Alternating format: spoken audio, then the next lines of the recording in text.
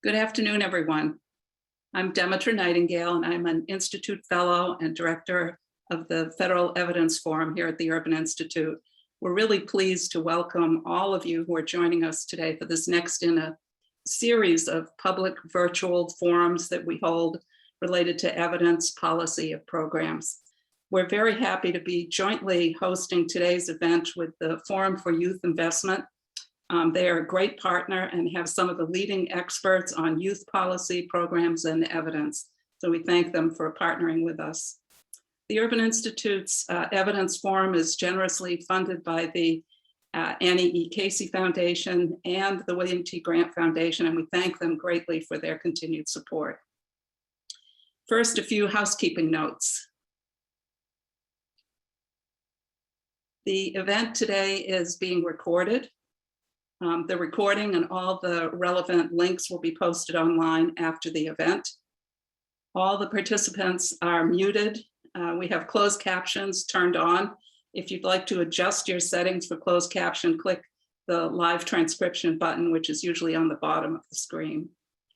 Type any questions that you have into the Q&A box at any time throughout the event. We'll be monitoring that. We'll be collecting the questions and trying to address them as we go along.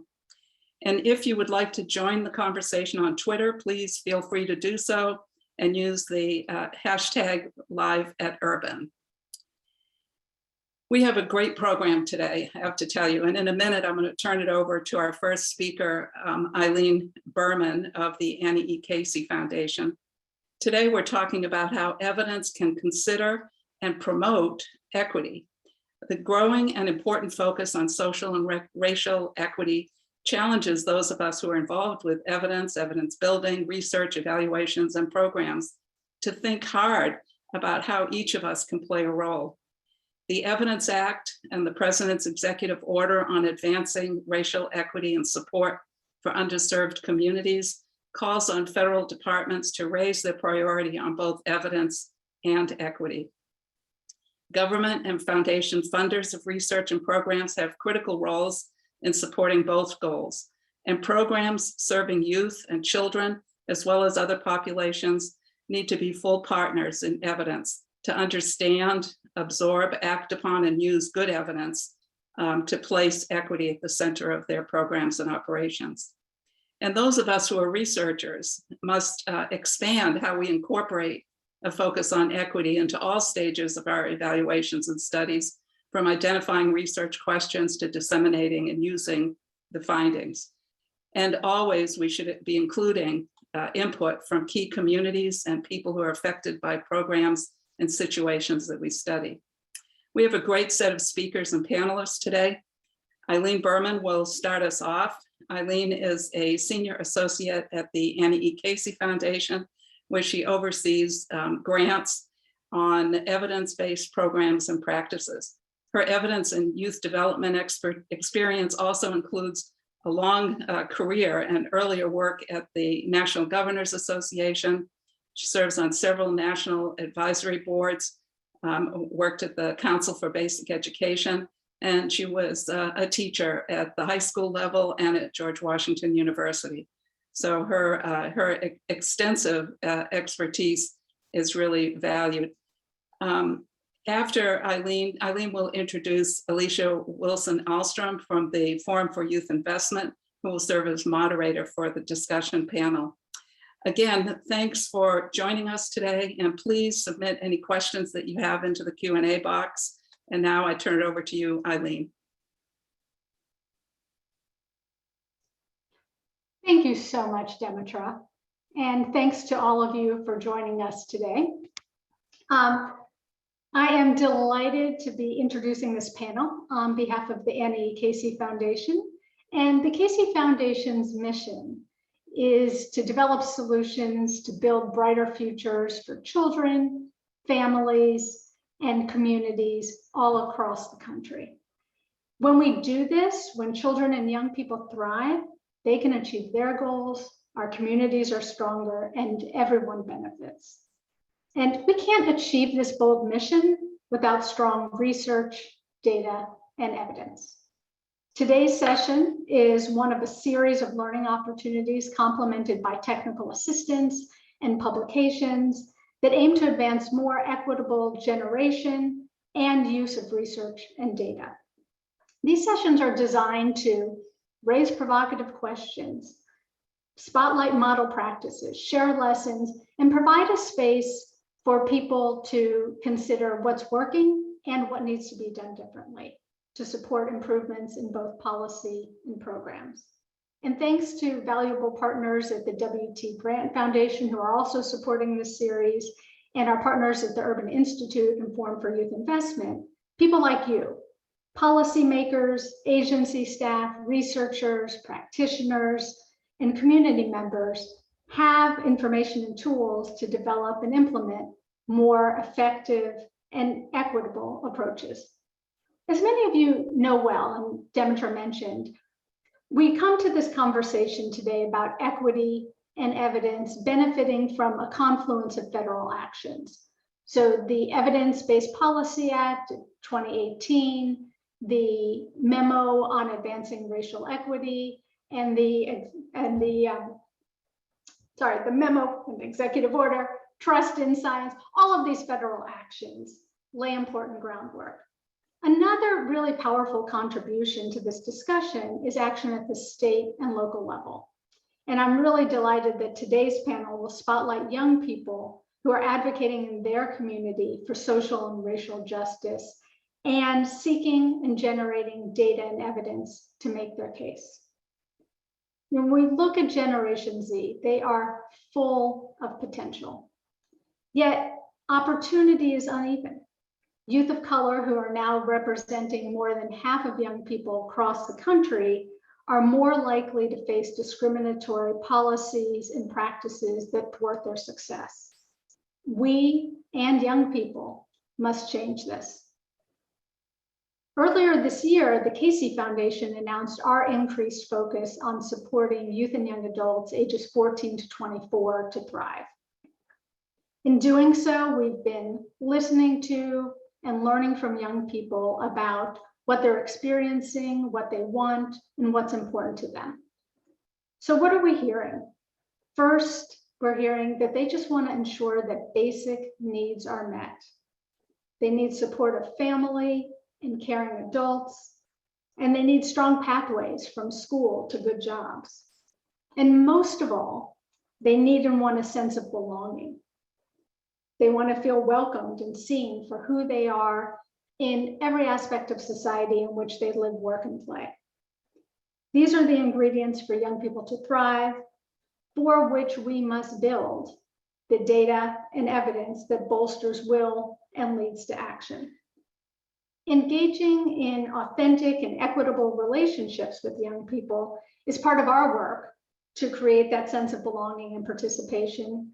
And in doing so, that improves what we are learning from research, how we interpret findings.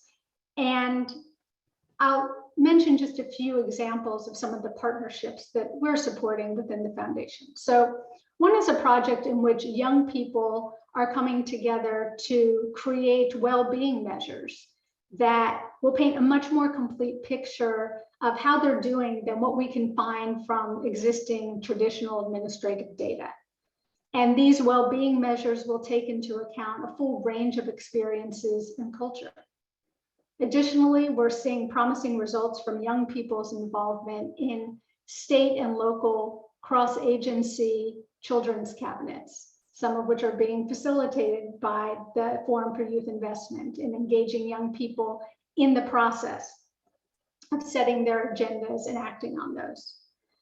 Research practice partnerships, long-term collaborations between researchers and practitioners are involving and bringing students and community members more closely into the research process for education and child welfare, for example.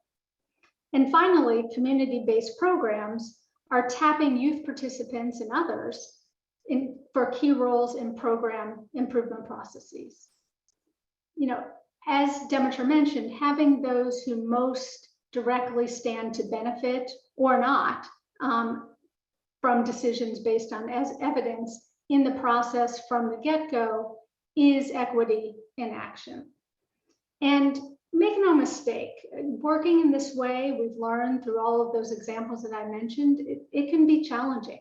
It often requires more time. It definitely requires relationship building. It could require some mindset shifts and the development of new infrastructure. It also often means that we need to dismantle some long-standing power dynamics. But all of this effort, I think you'll hear in our panel today, and I think many of you probably see in your work already, is definitely worth the effort. And by joining us today and looking for solutions to promote youth outcomes, as this session is titled, you are an important actor in this process to promote more equity. This is the progress that we must make. And you can ask some of the critical questions I think we'll hear in our discussion today, whether equity is driving actions and decisions, and with whom, how, and for what purpose evidence will be generated. I think you'll hear some really illuminating lessons in our discussion. And I'm eager to get to today's stellar panel, which Alicia Wilson-Alstrom will be moderating. Alicia is a consultant to the Forum for Youth Investment, a great partner of the Casey Foundation, and she comes to this discussion with a wealth of knowledge about youth development, equity practice, and use of research evidence. So I'm delighted to turn this over to Alicia and the panel. Thank you again, Eileen. Thank you for that wonderful introduction to this session. And we are excited to have all of you join us on this session on using evidence to promote equity for children and youth, and to join the panelists in conversation about how evidence and evaluation can promote and reflect equity in the policy space, and particularly at the federal level. As I invite the panelists to come on screen, I'll introduce each briefly. First, we have Miranda Lynch-Smith, who is Deputy Assistant Secretary for Human Services Policy in the Office of the Assistant Secretary for Planning and Evaluation at the U.S. Department of Health and Human Services. And then we have Marla McDaniel, who is Senior Fellow at Urban Institute. We have Indy Montalvo Martinez, who is a member of the Youth Action Squad of the Iowa Department of Human Rights. And then last, we have Lyric Sellers, who is also a member of the Youth Action Squad in the Iowa Department of Human Rights. And so we welcome our panelists today. We had a wonderful time in our prep session, and we are excited to replicate that conversation here today. We remind our webinar participants to please use Q&A to direct questions to any and all of the panelists, and we will be incorporating your questions into our conversation today. I'd like to start off with Miranda first in getting us started in this conversation, and Miranda to pick your thoughts about how you have defined equity in your work to date, and what have been important elements to consider in promoting equity and how evidence is generated and used. Great, thank you. And thanks for organizing this fantastic session. I feel very honored to be a part of it. So one guiding definition at the federal level clearly comes from the President's Day 1 executive order on advancing racial equity and support for underserved communities. That executive order says that equity is the consistent and systematic, fair, just, and impartial treatment of all individuals, including individuals who belong to underserved communities that have been denied such treatment. So a definition that connects to that, but resonates with me personally, is that true equity is achieved when you can no longer predict outcomes by personal identity, social or environmental factors. And to me, the pursuit of equity is one that is active. It requires acknowledgement of our different starting places and the root causes of why we started in those different places. And it's much more than admiring the problem. It is designing solutions that are appropriately targeted to the concerns.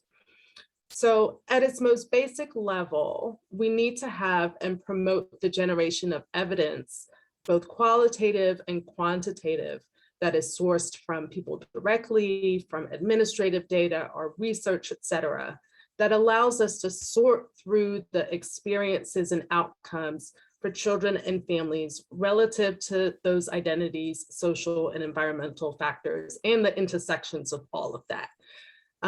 We also must have and examine honestly the historical policy and societal context that sometimes is not written, but sometimes is, but really helps us elucidate the root causes of why we are where we are today. And I think it's those layers of evidence, the qualitative and quantitative data, and information about context that helps us tell a richer and more nuanced story and allows us then to provide tailored support or approaches that are based on an individual's or group's needs in order to achieve equity and opportunity and outcomes. Thank you, Miranda. Marla, I'm wondering if you can chime in and talk from a research perspective about equity and particularly how to measure and operationalize equity.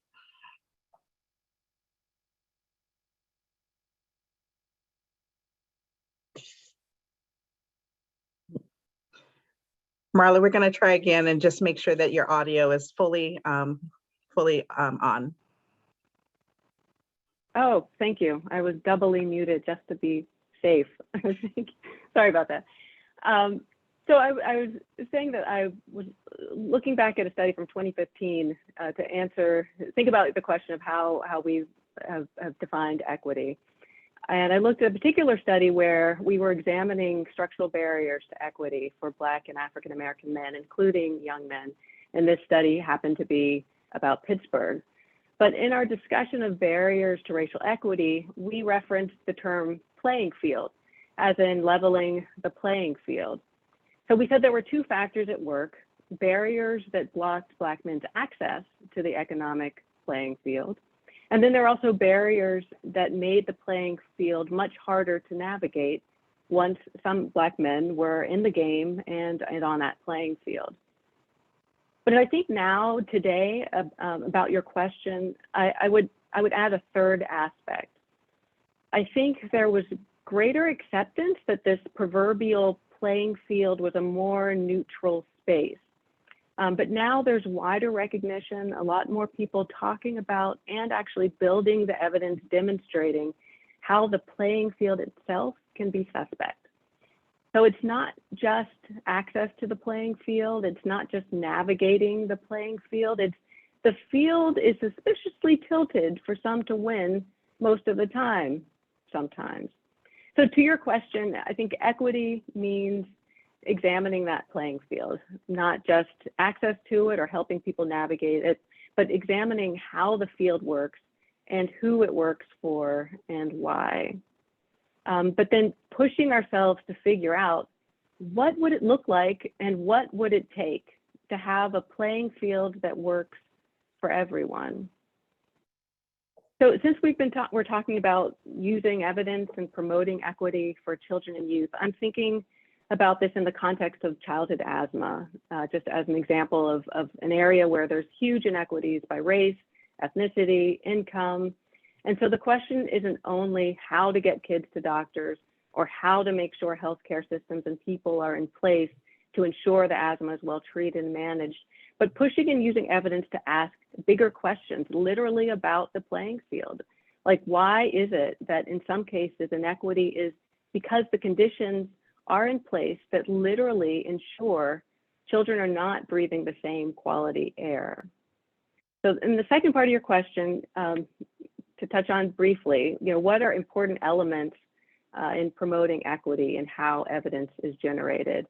And I think there are several elements that we could highlight, and I'm sure we're going to talk a lot more about the how. But I just want to mention a basic, that as researchers, we may have a definition for equity, but we're also thinking about what data are needed to examine it. Do we have the right data, the right proxies? or even the right elements to measure equity. If we're looking at racial equity, do we have data that's been disaggregated by race? If we're looking at how a program performs, do we have the right data to measure the type and quality and frequency of that service? So just at the very basic level, even before you get into how to do all that equitably even, there's space and room to improve on the data that we have very often. So I'll stop there.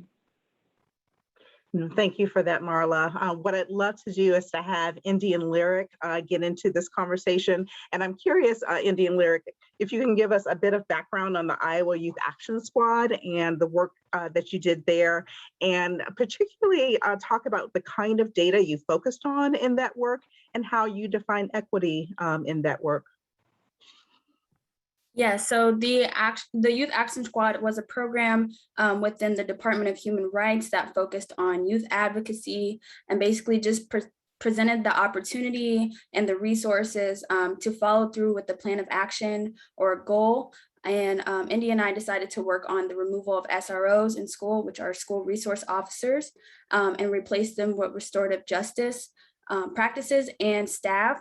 So that's kind of where our data or research focused on, was just dismantling that school to prison pipeline, because there were lots of students who were just suffering with that experience, just with the trauma that comes with being a student of color, and that disproportionality that came with, arrest, with having those people in our building.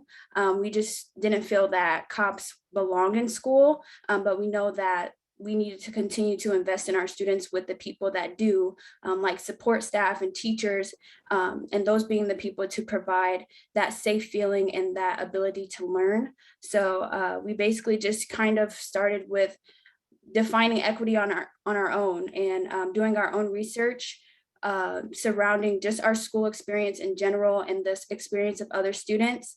And I would kind of define equity as just really looking at how each person, each community is affected by these decisions that are being made. I feel like even more so recently, we started to slap equity on about everything without really knowing what it meant or how that, or what that looked like to different people. So really just doing the work on creating those environments where students felt liberated and speaking on their experiences and being a part of the decision-making process. And just simply being a part of the conversation regarding their education, because that's the most important voice when it comes to education and those decisions that are being made, and just normalizing it and not having that hierarchy remain where we feel like we're outcast or we don't really have a say in what goes on with our learning or just our safety and experience in school in general. So kind of just creating those spaces and normalizing student activism, along with making more students feel comfortable doing that, because we know we won't be around forever. So having that be something sustainable by showing that leadership in our communities as well. Thank you, Lyric. Indy? Just to add on to what Lyric was saying, I feel like as students, it was more difficult for us to gather that information or to conduct that research. And so something that we did really like about the Department of Human Rights was that they did not gatekeep information.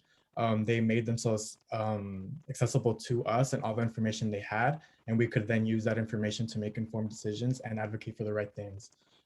Through lived experience, we knew that having school resource officers in school were traumatizing to students, especially students of color. And in order to advocate for that, we obviously wanted to make sure that lived experience was just as valid, but we understood the need for data like based evidence. So when we reached out to the Department of Human Rights, they helped us kind of formulate a formal report on DMPS, because DMPS, the Des Moines Public Schools, did not have like a formal report on like arrest charges, its disproportionality between race and ethnicity, which is problematic within itself. So once that report was formulated, we did see that, it was disproportionate. Students of color, especially Black students, were being criminalized at higher rates. And going back to like what Marla and Miranda were saying earlier, like as students, we were asking ourselves, like, well, is the SRO program within itself racist? Like, what are its practices that are, disproportionately criminalizing students? But then asking the bigger question of like, why are we criminalizing our students in the first place? We weren't going to advocate to criminalize our students equitably. We didn't want the arrest rates between white students and Black students and Latinx students to be the same. We wanted to advocate for the full removal and implement systems that actually help our students. Yeah, thank you, Indy. Miranda, Marla, when we had this conversation a week ago, we got in a bit of reacting to that. I'm curious to hear some of your reactions to just what Indy and Lyric shared about their engagement and how some of that, tilting of the field got turned, that field got turned on its head. I'm curious to get you to react there. Yeah, happy to react, because what I love so much about what Indy and Lyric were able to do was really change the narrative and the conversation by being an active part of the discussion about reviewing data, what it meant, how they identified problems and particular solutions.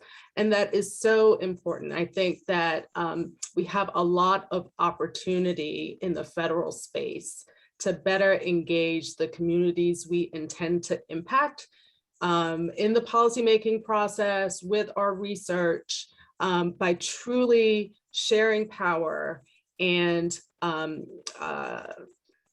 making sure that there are well-resourced roles for community members to play in that process. What we tend to have right now is a power dynamic in that the federal government or governments, people in power describe the problem. They decide what data is collected, to Marla's point.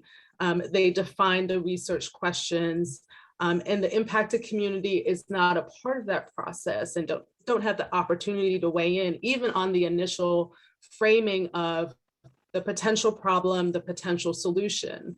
And so we end up with skewed and biased results to begin with, because we have limited who is informing even our conception of what is working well and what is not working well. Just think how different it would be for our understanding if we were to gather information about what assets we bring to the table, as opposed to always focusing on adverse experiences, just for one example. And I really believe that there are a wide variety of roles that people with lived experience or the communities that we intend to impact can play in the federal policymaking space and the evidence generation and use space. That lived experience, that community experience, helps us to better understand the conditions, social, environmental, and personal, that are affecting people, the assets that they bring to the table, the problems they see and may have when navigating systems that exist. They can help us imagine systems and networks that we may not have based on our own biases. They can help really chart a path forward for improvements and solutions that work for people in their particular context. And also just see any potential unintended consequences from trying a particular approach. So not only do we owe it to the people we are trying to serve to have an official place in our policymaking, our evidence generation and use, but if we're going to be good stewards of federal investments, I think we're obligated to do so that we can make sure that we're using the resources from the American people that are given to the federal government to best provide opportunities to people. I agree. I think what struck me and hearing it again strikes me again is the fact, maybe the two of you even say a little bit more about how you didn't have the data available at first to either paint the picture and the context of what's happening, but also to communicate what was happening from your perspective. And there was work that you ended up doing just to even get the data that would support the case and the evidence that you know and lived. So I don't know if one of you would, if that's okay, Alicia, if one of you would say a word about what you did to learn more about the extent of the issues at your school. I would just say kind of starting out with that approach, that grassroots approach, and just asking those who were underserved in our school district, and then kind of just feeding off of kind of a chain of events that was happening, because we were brand new to this kind of stuff. We kind of were just winging it, to be honest. So we just started out with what we knew best, which was our community, and really taking time to hear from those people and also communicate our experiences as well, along with just education in general. And just getting the word out about what it is that we're hearing from our peers. And then we just ran into people that were more number data driven. So that's when it kind of pushed us to, take those next steps and finding those numbers. And when we couldn't find it within our own school district, that's when we leaned on our people at the Department of Human Rights to kind of gather that for us and help us even walk through it and just learn about what exactly it is that we were communicating to our school board, just because, again, we were a little inexperienced in that realm. And then also, because we were pushing toward restorative practices, we wanted to show an example of where restorative justice was effective, just so that people had a little more reassurance and faith in what it was that we were pushing toward. So we worked with a school district in LA who solely uses restorative practices and does not have SROs in school, and just kind of talk to their executives and their admin about what it is that is effective, what's not effective, and do they think that SROs would belong there even, and just kind of bringing that to our school district and knowing that we can, use these examples and also create our own, because we have the motto for our district for being the model of urban education. So something we really wanted to communicate is that being a model means being willing to do things differently and lead by example. So kind of just getting people comfortable with being uncomfortable, because a lot of people relied on that idea of SROs because it was safe to them, especially our administration, who is majority white. So it was just a safe idea because they were so used to it, but just having them understand that safety was very subjective, and that our students weren't communicating that same safety or feeling of safety. So just knowing that we had to do things differently, because even though like some people felt safe with them, we can't continue to let our students live in fear or live feeling unsafe at school, just because some people were more comfortable with what we were already doing as a district. Just to add on to Lyric really quick, something big she hit was like the vision statement for DMPS. Lyric and I were living in that vision. We were visionaries, and in order to like lead people with us into what we believed was a better education system, we had kind of like to like prove ourselves, like of what the lived experiences our students, specifically students of color, were experiencing. And that's when, like she said, we had to look for the numbers. And we were unexperienced, so like a lot of what we did was like in response to something. So like in the beginning, we'd like present our idea and like present our vision and like hold them accountable to like what the vision statement for DMPS is. And the response was like, well, where's the numbers? Like, what are we going to do with this? And that's when we asked them for the numbers, because it's their program, they should have the numbers, but they did not. So that's when we went to the Department of Human Rights. And yeah, lived experience was honestly like the biggest factor. Like everything was just so personal to us, and we just needed those numbers to validate what we were trying to express. Mm-hmm.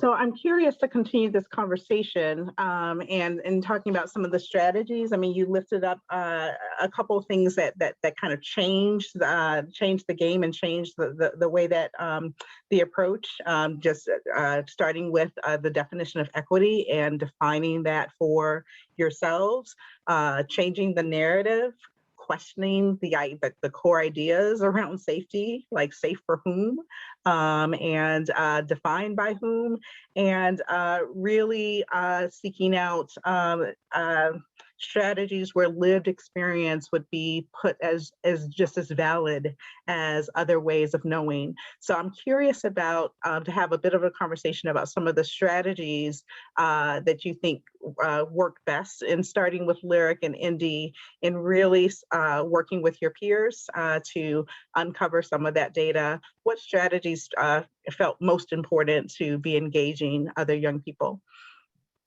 I would always go back to grassroots. I just think that's the most effective, especially in what we were doing, because we just had to gain that trust to begin with before we were able to move forward at all.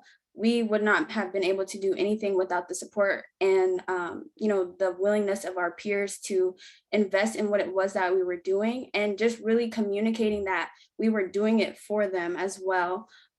Because I feel like a lot of times that disconnect comes with a lack of communication, but we really went out of our way to create multiple spaces for people to be able to communicate anything as far as concerns, questions, ideas, and continue to uplift them.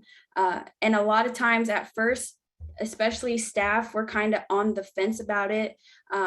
But we knew that was going to happen because a lot of them kind of relied on SROs to deal with students in very unnecessary situations. So we kind of prepared ourselves for those conversations and just really put ourselves out there. I know that we started out with, which is kind of the way we started our district team in general, but we just sent out a very mass email to every associate principal and principal in the district, invited students and staff as well, and just invited them to, we set 3 meetings so that you can just join whichever one you were available for, and just opening up the floor to talk about the subject at hand. Because we just wanted to be really open with our communication, and also providing opportunities for students to share their experience with staff, because a lot of staff communicate that they're there for their students and that's why they go into teaching in the first place. So really just kind of opening their eyes to what it is that their students were, what they were living with, and carrying every day to school with just this issue alone, so that they were able to kind of step outside of their own experiences and personas to really work for their students. And then kind of just expressing that line that we saw. There's a line that they kind of draw in the sand when it comes to their activism or their unapologeticness, which is harmful for our students. And we just want to communicate that students feel most safe with teachers that really advocate for them and have these conversations with them, and make them feel validated ultimately. So we just started out with that, kind of just to build trust and education for some that were just really ignorant on the subject, which we expected as well. But also knowing that we had to educate ourselves to begin with, and just listen to our peers, and knowing that this was not the only agenda that we had, but that we were allowing them to communicate things that they wanted to advocate for as well, and knowing that we would be a resource and we would help them with any plan that they may have. And it was just not limited to SROs, but just student voice in general. Mm-hmm. And again, just for our audience members, again, Lyric, can you remind everyone again the name of your group and the school district that you are working in? Yeah, we are working in the Des Moines Public Schools, and we are the DMPS Racial Equity and Justice team. Thank you for that. Do you mind if I jump in here? Because I want to pull out some of the themes of what Lyric just shared about how she worked with, how their group worked with other students and teachers that I think are instructive for us as a federal government as we're engaging communities. So she talked about kind of leading with values. I think the federal government has a responsibility to be clear about our values and to gather folks around those shared values that we have. rather than necessarily pinpointing specific solutions. And if you stay in the place of trying to get on the same page regarding values, you can have a more open conversation about what data you need, what evidence you need in support of, getting to that place where you're all working together. She talked about building trust with folks. And I think we have a lot of work to do in terms of engaging communities in a way that builds trust.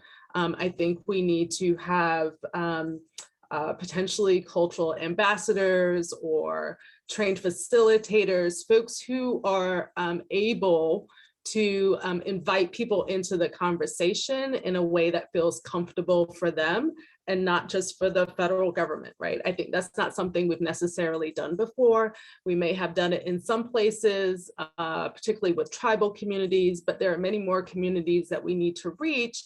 And there's a need to build that trust between you as the federal government and that community in particular. She talked about having multiple opportunities to share information and bi-directional communication.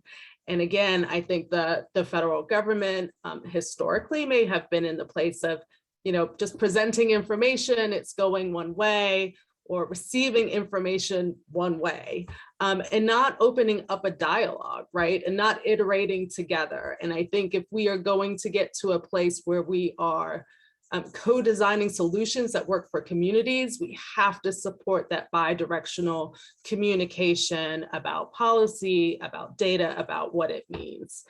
And the last point I'll pick up on is preparation and resources.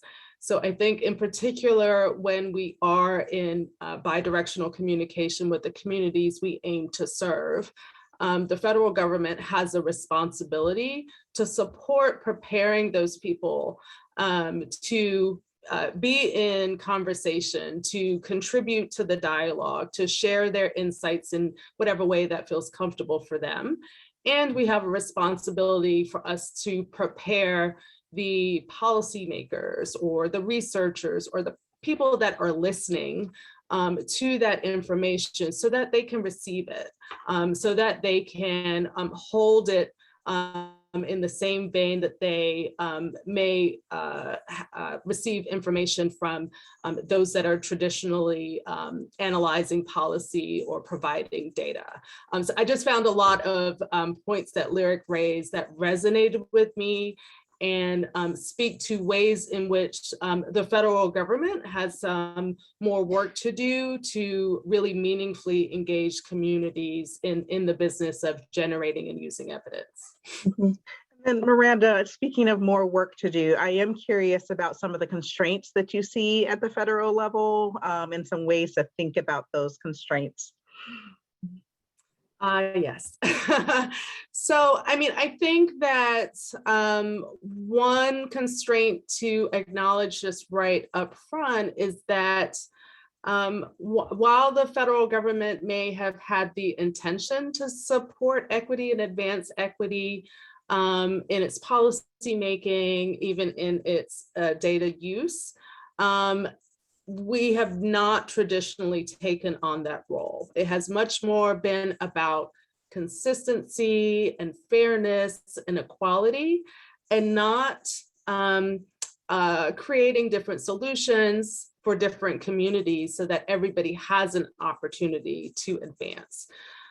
So I think that means that the federal government could really benefit from examples and resources in communities, at local governments, from nonprofits, from others who have been in this business of trying to advance equity, of generating evidence that is in support of advancing equity for some time. So just sharing information with us. The Office of Management and Budget, for example, just a few months ago, did a request for information in response to the executive order, looking for equity assessment tools and understanding of what communities and others were using to understand where their policies and programs stood in terms of advancing equity and how to design solutions to address them. And they had a lot of wonderful contributions, but they were mostly from state governments, local governments, from international organizations. Not many of those examples already existed in the federal government. Not to say that there weren't any, but there were not as many. So I think there's a lot of opportunity for the federal government to build its muscle, to develop its expertise and skills, and tools and resources to do the equity work, and not treat it as just business as usual, but to properly resource the work. So that's the biggest issue, I would say, in terms of some of the constraints and the opportunities if we are really going to advance this work. And then Marla, you're thinking about building muscles. I am curious about your thoughts about tools that researchers need in order to really do what Indy and Lyric have been suggesting, and engaging and centering community members that are most affected by research and evaluation, and really aligning our equity frameworks with outcomes. You know what, I think what we've heard today was kind of a good playbook for great research.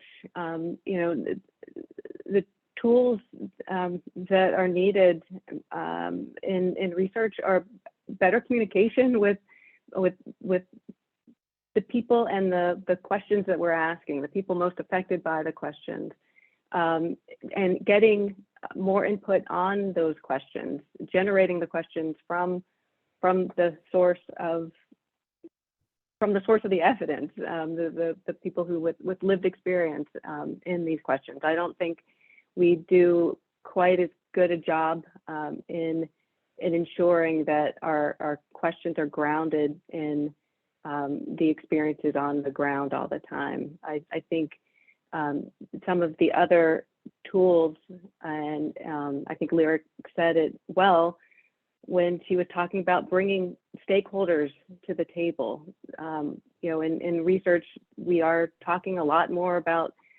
involving community members and people with lived experience. But there's a tension and a nervousness because that changes, that can shift power dynamics. And those who have tended to hold the power, those are ones who've tended to ask the questions. But what, you know, I'm hearing in the example that Indy and Lyric are giving, that there were stakeholders, the power brokers were nervous about, you know, where will this go if you are generating these questions and you're trying to, you know, where's this going? But what Lyric talked about was bringing the stakeholders together so that they could talk about their shared interest in solving a problem.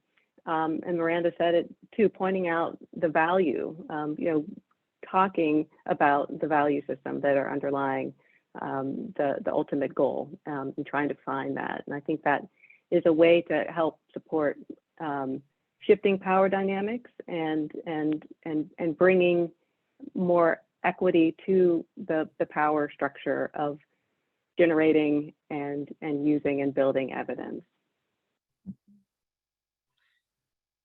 Indy and Lyric, I'm going to give you a question that is coming up in the Q&A, which I think goes along this thread of you know, the nervousness of power and decision makers, and kind of in this dynamic of building evidence. And I'm curious, what is the greatest challenge you encountered in initiating the change and removing SROs from your school district in Des Moines? Can you talk a little bit about that in your process? I will say that being students kind of brought about a really big challenge, simply because it was kind of hard to be taken seriously from the beginning. So I think that we had to do a lot of work just to validate our activism in general, before it could really lead to anything actually changing as far as what we were suggesting. And I think also just inviting people to unlearn, because it's a lot harder to unlearn than it is to learn something. So we were kind of just trying to normalize that as well, and that uncomfortability. But I think we really just had to do the work that really led to no other solution, because when we gathered the live experience, it was students of color saying that they didn't feel comfortable with officers in school. Then we went to the data and it said, 2/3 of our students of color were being disproportionately arrested for simple misdemeanors. And then we went to, the mental health specialists and therapists and counselors who also said that they think that removal would be the best option and restorative justice would be the best implementation to follow. So I think it just went about, we did all the work to kind of prove that all these things point towards removal. It's just, up to the board or the district to finalize that decision and listen to what it was that we were saying. But I would definitely say just being youth and really having to have those hard conversations with people who were higher ups in our district was probably the most challenging part. But I think it was definitely worth it, because just proving ourselves in that realm has led to us being able to do all kinds of new things, and also being able to set that precedent of students being able to follow through with a plan like this will make it a little less, I'm not going to say it's not going to be hard, but it's going to make it a little easier for students that follow to have access to those resources, and us to also be able to guide them through that as well. Yeah, I think other than being youth, one of the biggest struggles we had was just trying to convince like admin and like the superintendent, like leadership, that this was the right next step for DMPS. Oftentimes, like in those community conversations where we would just like invite admin and teachers and students to just talk about the issue, we'd come prepared. Like Lyric said, like we had the data, we talked to mental health specialists, we had lived experiences from students, like we came prepared to the conversation. But time and time again, admin would bend over backwards to validate why having SROs was a good decision. Like we'd uplift the lived experience, like the traumatic experiences of students, and be like, well, there's other students who have good experiences with SROs, and be like that. We'd like respond like that does not invalidate like the traumatic experiences other students have. Like obviously what we're doing right now is not working. And I really like the word Lyric said, like unlearning was a really big part of it. Like we had to handhold a lot of admin in unlearning what we think safety is, because I think they were just uncomfortable with the conversation. A lot of admin were comfortable with just like writing students off, letting the SRO handle any like behavioral situation with students, because then that'd be like less work for them. But having to address why we're sending students off to the criminal justice system instead of addressing root causes within our students made them uncomfortable, because it was more work for them, and it just made like the whole power dynamic within education like completely shift. And just being persistent really helped us, like being unapologetic about our stance on the issue and being persistent with data and like having those difficult conversations led to our success. One of the other things I'm hearing, I just love hearing from Lyric and Indy. What I hear in all of that is the amazing leadership that you all displayed, the strategic choices that you made along the way, and your persistence. And that was, and your vision, right? And all of those were really essential to you being successful. And I would just say, I think it's true in the federal space as well. The wheels of government often move fairly slowly. And there are a number of bureaucratic processes that are designed to protect, create some fairness, but it can be administratively difficult for us to deal with as we're advancing equity. There might be legal risk concerns that we have to pay attention to in trying to get the job done. But I think that it's so important to connect this issue of building in community voice, enhancing our data collection so that we have a better understanding of disparities, inequities, and the path forward to equity. We have to have a vision and a leadership. We need to connect that goal to the work of our departments, to our strategic goals. How can we build it in so that it's sustainable over time and it's not just seen as an initiative that will go away soon? This needs to be the work of the federal government, of many governments, to advance equity. And so we need to be strategic and thoughtful about how we incorporate both lived experience and data use and action to advance equity in a way that makes it durable and kind of built into the fabric of the work that we do. So on that point, I'm really curious about what anyone in the panel thinks prepares decision makers for the role that they play in more consistently generating and using evidence to promote equitable policy and program changes. What prepares the decision makers? That's a really good question. Go ahead, Lyric. I'll let you go first. I would just say really being intentional with listening to the people that the decisions are being made for, because ultimately I think we should be considered decision makers as well, especially because in education, it's the students who are affected by these things. And also, like I said before, communication, because when we first brought up, these proposal for changes in our district to be equitable and anti-racist, they would say like, oh, well, we're doing this work behind closed doors, or we're doing this and that behind closed doors.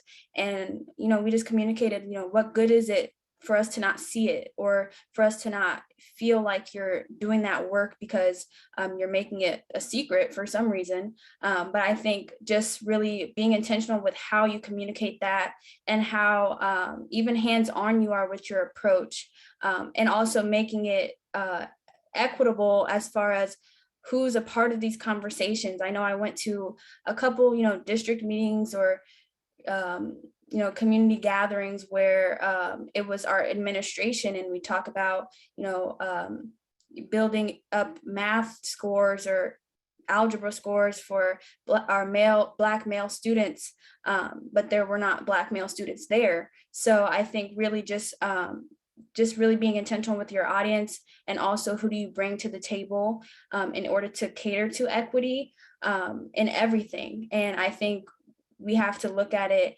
more in depth as far as what are you doing differently for these different communities and these different people who need different approaches even. And then kind of just, I don't know, going off of, what we were talking about earlier, is just being open to that unlearning, and also bringing in people who are experts in their experiences and can bring that to the table. I think just, I don't know, communicating that, and also just really creating more spaces for that to be a learning experience as well for these decision makers. Because I think we shouldn't always expect everyone to have it all figured out, but also being willing to say that you need help in areas, and that it can come from students, and it can come from those who aren't necessarily always at the table, and just listening to those who usually go unheard in our communities, because that's where most of our answers, should be coming from. To quickly add and I might, please, Andy, no. Oh, sorry. I just want to quickly add on to what Lyric was just saying. I feel like we, like Lyric and I together, like I feel like cultivated that process or that system in DMPS already. From the very beginning, we did acknowledge the importance of liberating student voice, which is why at the district level, our district team, it's a student-centered the student-centered meeting. So every meeting, students are encouraged to talk about anything they want to talk about, and the decision makers that we consider decision makers, like the admin, are simply there to be as a resource to students. Like, how can we do what it is you want us to do? And I think it's really important that we acknowledge that students are decision makers, like Lyric said. Like, we are the decision makers as well. We hold that power. And part of the SRO removal was part of a bigger proposal that Lyric and I presented more than a year ago for racial equity in Des Moines Public Schools. And a part of that was rewriting curriculum for US history and creating new courses like Chicano studies and African American history and LGBTQ history. And another way that we saw that student voice was liberated in that is that these curriculum developments were co-led by students and teachers. And we made sure that students were compensated for their time, the same way that teachers are being compensated for their time, because both voices are just as equal, because this curriculum will later be taught to students. So I feel like this is just like a little bit of how like power dynamics are shifting in DMPS. And now Lyric and I are just working to sustain this process, because we need to make sure that it's not just an initiative that then goes away once Lyric graduates, and I already graduated, but that it's sustained for generations to come. Marla, did you have anything you wanted to add here?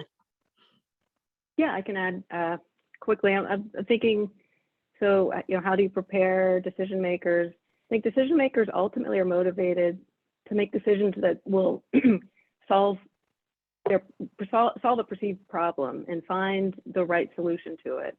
And if we aren't asking the right questions, and we have plenty of examples of probably policies and decisions that decision makers have made addressing a problem that wasn't the right problem, and we come back to the same problem, we haven't found the solution.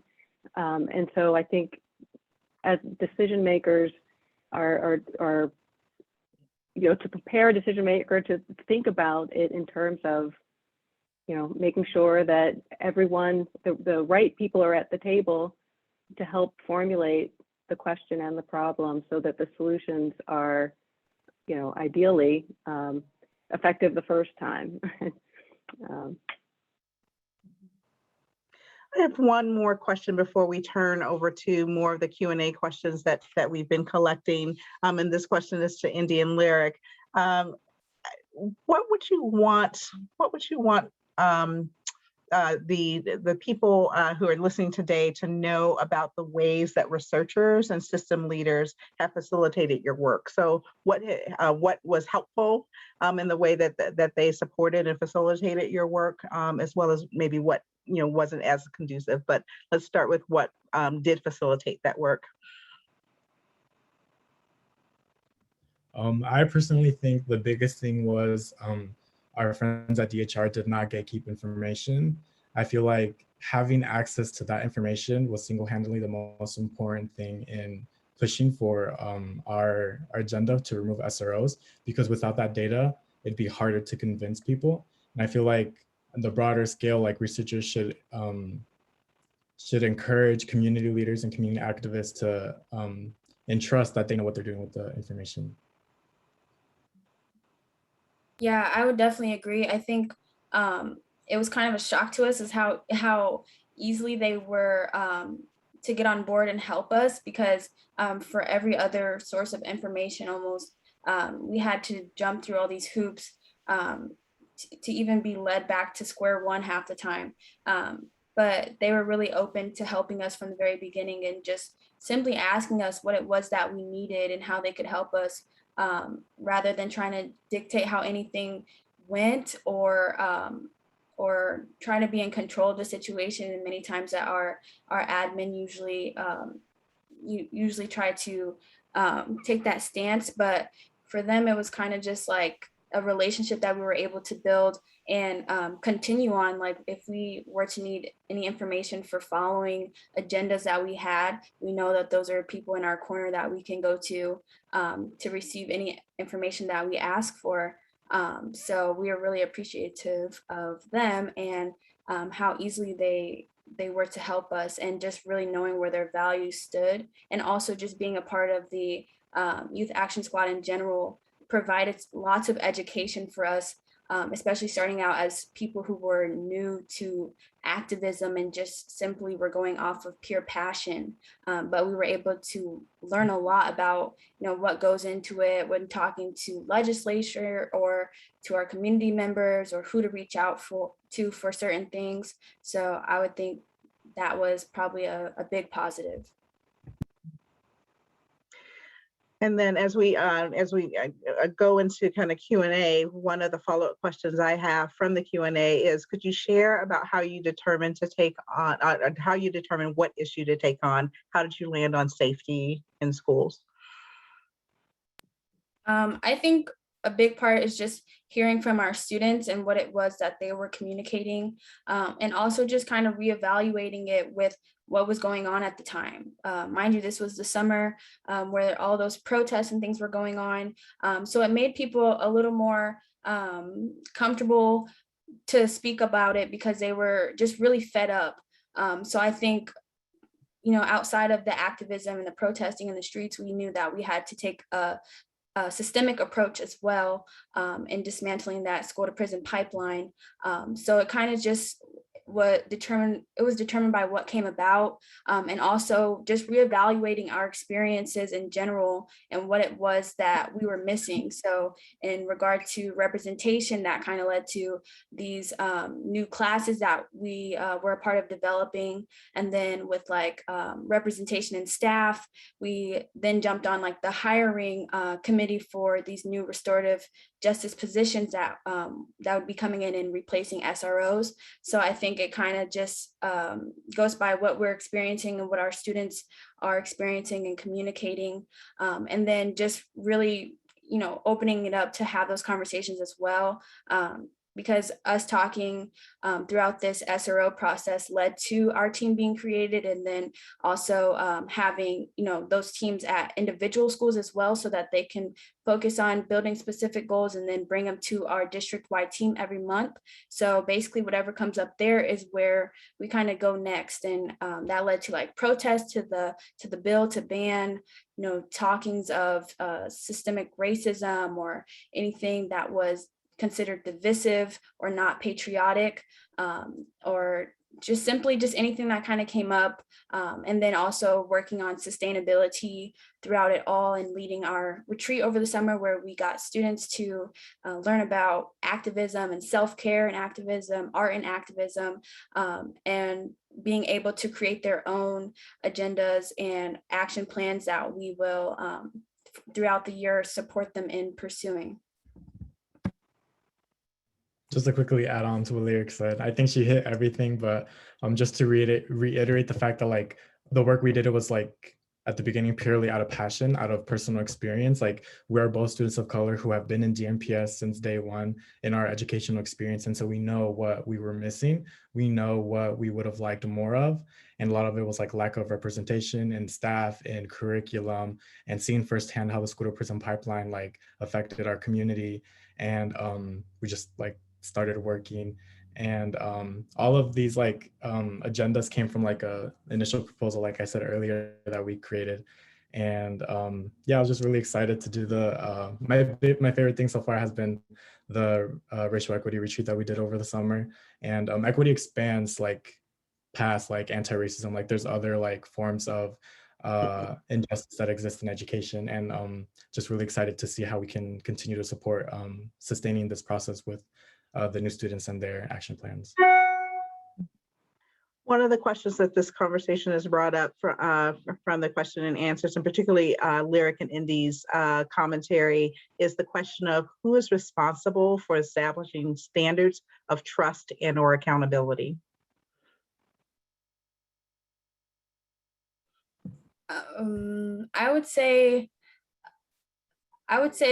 as far as responsible, I think that we should look more to our staff to take on that role a little more. I think because we didn't want to necessarily wait for that, we kind of went about pursuing it ourselves, and again, leading students and being able to do that themselves. But what we noticed a lot is that as soon as we pause or stop to breathe for a second, it seems like the work in the district takes a pause as well, which is also something that we kind of have on our agenda to address, is just not having our students who aren't paid to work in these roles have that responsibility, while also carrying the trauma that goes with being underserved as far as equity, and really just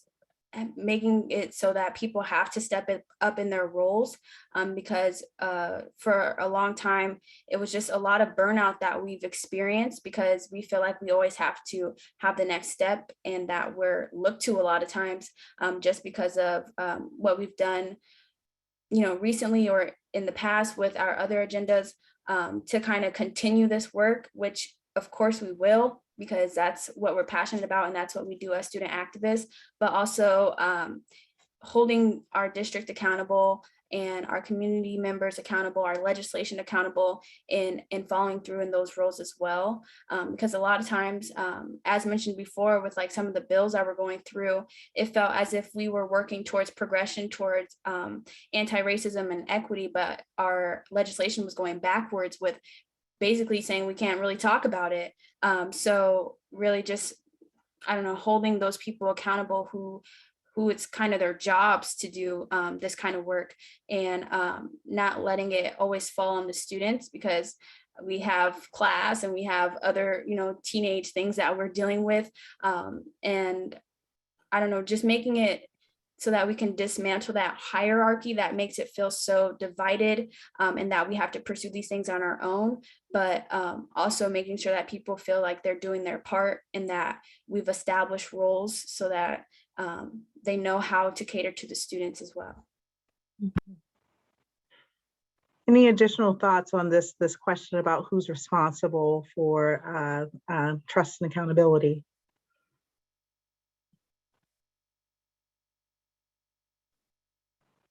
Okay.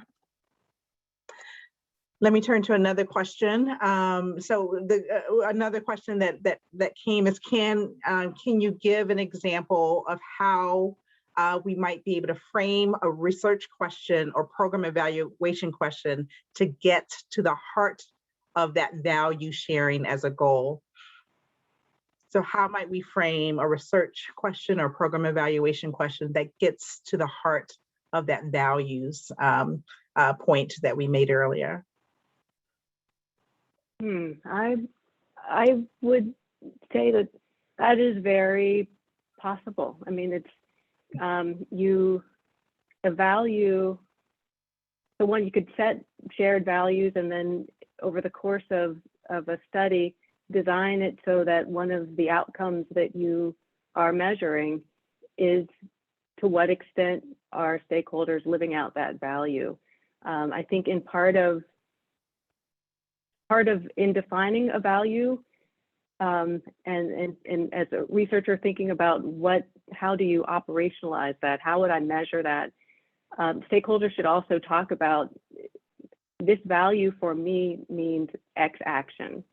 If we're living out our value, what I expect to see would be X. And that is a way of forming a question that is testable in theory. You need to find the proper measure, but you can, and I'm picturing a logic model for those familiar with the logic model, and so I'm thinking of on my right-hand side, the outcome being on this side, but it's the action that you would expect to come from stakeholders who are living out a value. One idea.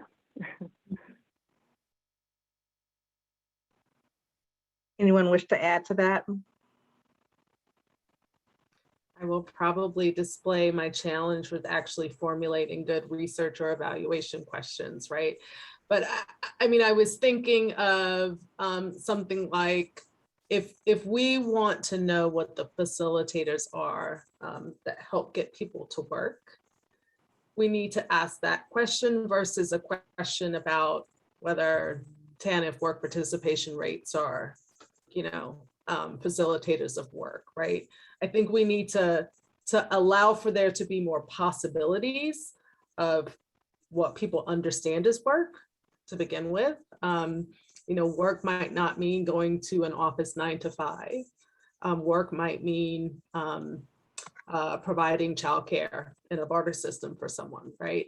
But I think we just have to be more expansive of what are the possibilities, what we really want to know, what we're trying to learn from people that will help us design solutions that work for them versus necessarily working within the narrow strictures of some of our programs and policies. Now, we definitely do need to do evaluations that help us understand those within program rules, conditions, effects, but we also need to know the more broader context that will inform the choices that people make even before they enter into a particular human service program, for example.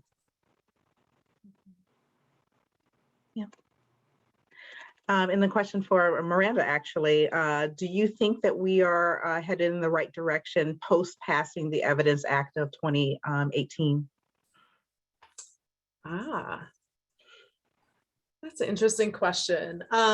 So the Evidence Act generally required each department to have a plan for generating evidence, to have some transparency around the kinds of questions they were developing evidence around to support policymaking and the methods that they intended to use.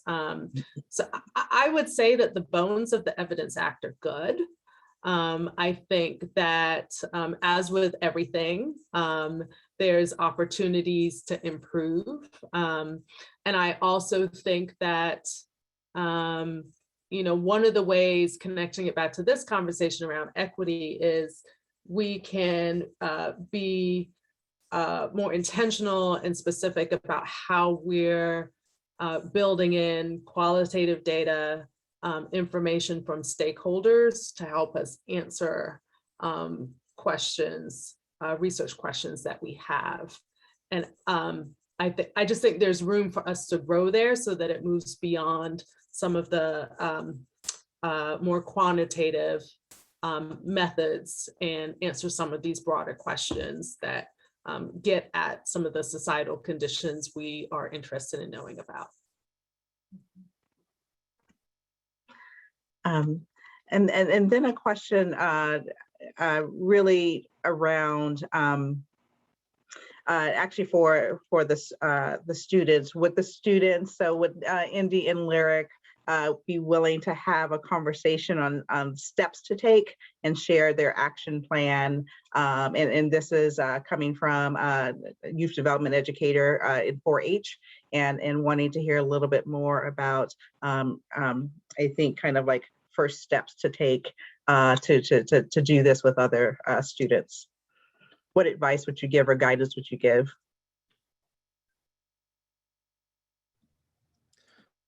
I would say it's kind of difficult because the structure that we took at DMPS was coming from students. So it was grassroots organizing from students. But I do think that it is easier if you have like staff allied to help formulate those groups. And I think if students are, supported and motivated to like be in a space where they can talk about equity, they can talk about lived experience, and they can talk about potential action plans to move their ideas forward, they will do it. And it's what we saw in our equity retreat. So I think first steps in like formulating teams like the ones we created here would be finding people who are passionate about this across all stakeholders. So admin, teachers, students, community members, and bringing them to share space in an intentional conversation around equity. Yeah, something I would add to that is education first, because I know that it takes a lot of courage for students to come in and speak on things that they feel they don't know. So just simply first validating the fact that they are the experts in their experiences and that they bring a lot to the table just as they are, but also just cultivating these conversations so that they become a norm, so that people feel prepared and worthy of being a part of these conversations and being the core voice in these conversations. Because I know that we definitely got a lot more confident in speaking on these things because of the experience we had with it. But from the beginning, it was a lot more nerve-wracking, just because we didn't know how we would be received, or necessarily what people were open to hearing. So really just validating what it is that they have on their minds or that they want to address, but also making them feel prepared and feel worthy of the conversation. Because a lot of times we found that in conversations with adults, a lot of them had even less knowledge than we did. Like, they were shocked and surprised about what it was that we were bringing to the table, when a lot of times we went in there with not as much confidence, just because, again, that hierarchy that's there. But I would just say, starting out with that education piece, and not only with the people that you want to bring to the table, but just on a broader basis, so that we can move forward as a community. I'm going to sneak in one more question specifically to Miranda, and then turn to a broad panel question. And Miranda, that question is applauding ACF for recently including requirements for partnering with persons with lived experience in research. And the question is, do you think there are further steps in changing federal funding opportunities for research, further in requiring fuller power sharing in that funding? Yes, absolutely. I think we're just beginning to scratch the surface of utilizing our policy levers in this space. And you know that HHS funds an amazing amount of research and grants to organizations and communities to conduct that research. So I think that there are opportunities to kind of change the evaluation criteria for your grant, so that you're more heavily awarding bonus points for engaging community in the research and the ways in which you engage them, so that you can really make sure that it's not surface level engagement, but that there's meaningful and authentic partnership from the beginning to the end. We recently engaged in a process where we award a grant to a center that helps us bring in scholars, postdoc scholars typically, but we changed the criteria and allowed there to be scholars at different levels, at younger levels, so that you get people more in the pipeline and not already established. And create advisory boards within that, so that you're bringing in the voices of lived experience to inform the research plans that are happening within the granted center. So I think there are lots of opportunities and creative ways in which we can ensure or incentivize organizations, maybe more traditional research organizations, to partner with communities, as well as just directly funding communities to do their own research. I don't know that there's enough of those ideas out there, but there are sometimes kind of innovation labs and ideas put out there, and it's completely open to who can conduct the research on that particular topic or particular issue. And so I think that there's opportunity there to make that really open and welcoming to communities and people with lived experience to enter into those type of arrangements with the federal government directly. Thank you. So final set of questions, one directed specifically to Indian Lyric, what's next for you? And then to everyone as kind of final thoughts, can you please repeat your definition of equity? And even if it's changed a little bit in this discussion, and then one thought on what you'd like to see more consistently done to promote equity in evaluation and evidence making. So first, what's next for Indian Lyric? And then your one final thought. Well, I'm currently a first-year student at Iowa State University. I am studying community and public health.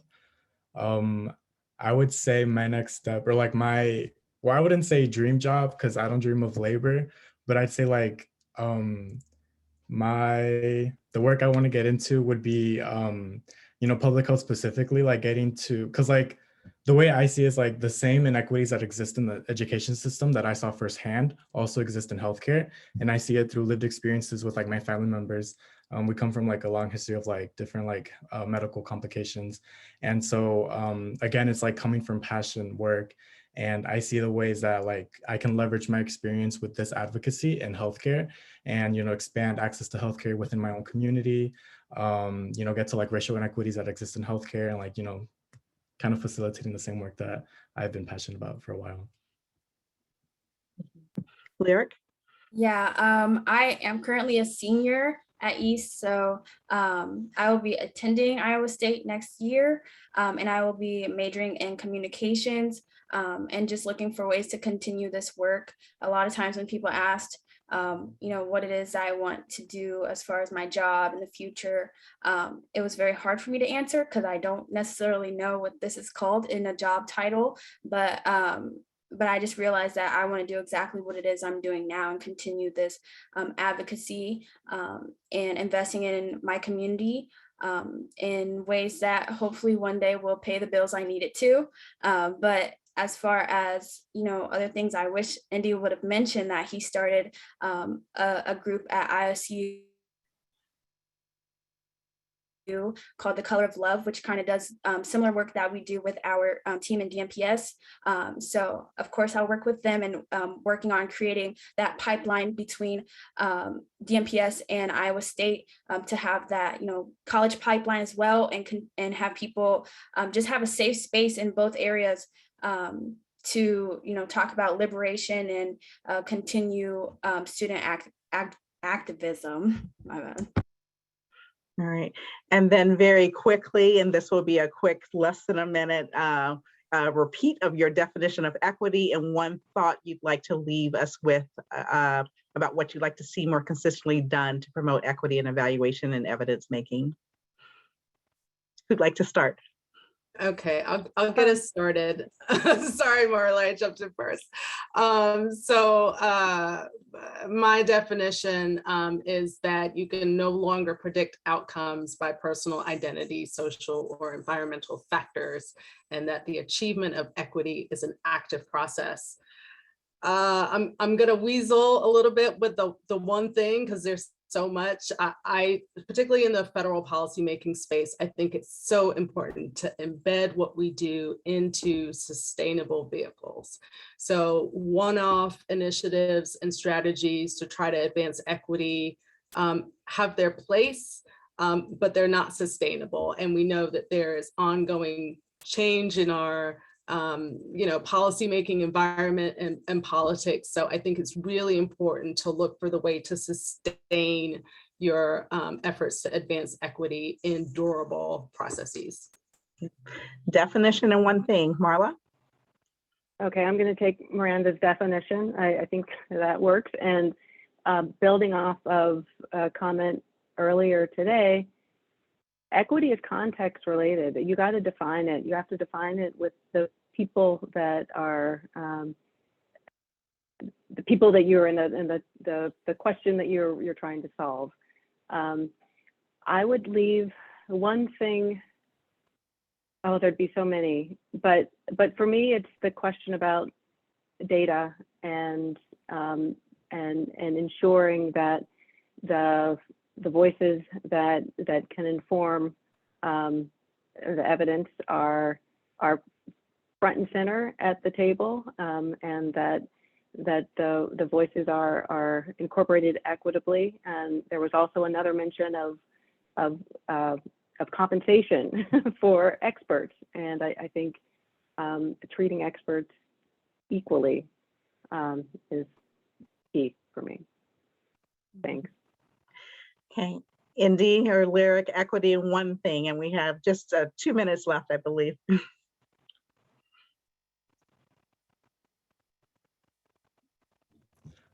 I would say equity, especially in the context of education, would be like understanding the different places where our students are coming from, and then ensuring they have the right resources to be successful. And I say that within the constraints of the system, and liberation would be a completely new, different definition. And I'd say the one thing would be, again, like lived experience is just as valid, and we have to ensure that we're compensating people for their time. Lyric? Yeah, I would say equity is just realizing there's no standard approach and being willing to do the work to cater to each community in the way that that they need it. My one thing would just be just finding more ways to include those who typically go unheard, and especially get young folks at the table in order to really commit to equity as well. And on that note, I want to give a hearty thank you to all of our panelists, and I'm going to bring Basha Katz on for our final word. Thank you, Alicia, and thanks everyone. Thank you all so much for joining us virtually this afternoon. I'm Basha from the Federal Evidence Forum here at Urban, and we just want to thank all the wonderful presenters and panelists for your helpful insights on the intersections of evidence and equity, especially in the youth and child policy space. We also want to especially thank the Annie E. Casey Foundation and the William T. Grant Foundation for their generous support of the forum. And finally, a huge thanks to our co-host today, the Forum for Youth Investment. If you enjoyed this event and would like to learn more about our work, please check out the Federal Evidence Forum at the link in the chat. We host public forums like this one related to all aspects of evidence and evaluation, as well as producing briefs and blogs. We also have some resources to provide consultation, webinars, or briefing for individual agencies. So let us know if we can help you as you implement the Evidence Act. On our website, you can also sign up for our periodic newsletter to stay up to date on our events and publication. A video recording of this event from today will be available online soon, and we'll also be sending out a survey to collect your feedback on the event and what you'd like to see from us in the future. So thank you all again so much for being here today, and we hope to see you at a future forum soon.